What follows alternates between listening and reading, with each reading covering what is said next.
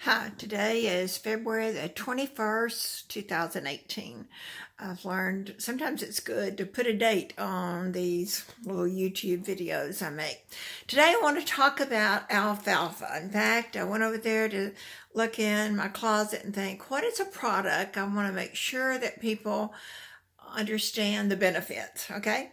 So alfalfa actually comes in this size, which is 700 tablets, or this that is 330 tablets. But I want to tell you about some uses.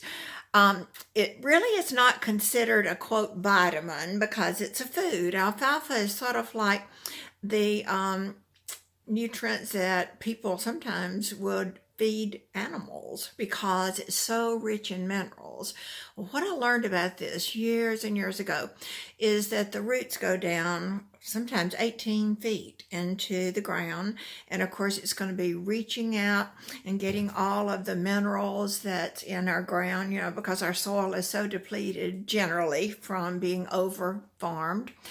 And those minerals seem to be what helps us feel the way we do when we use alfalfa as part of our supplement.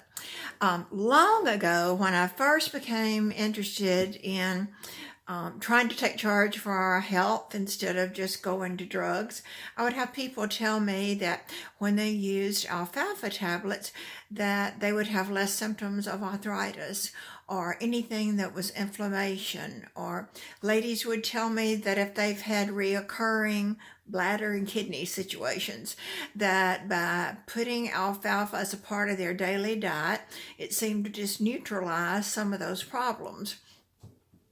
And then, but I guess arthritis is the main thing that people would talk about, that their joints just didn't ache as much.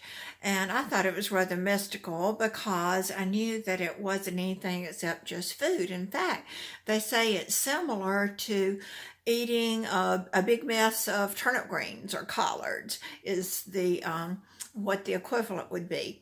And that one of these tablets with one of the Shaklee supplements that's alfalfa is actually one alfalfa leaf that's been sun-dried. And so it's not been over-processed. Now, years ago, when I was using this as a part of my plan, all of a sudden, we were told there wouldn't be any alfalfa, and we didn't know how long that it was going to be removed from being available. But it turned out that the farmers that Shaklee was buying their alfalfa from, that they had farmland that was right next to some land that was sprayed with pesticide. And because Shaklee will only purchase from farmers who have been certified organic for 7 years, they were surprised when they found traces of pesticide in the alfalfa.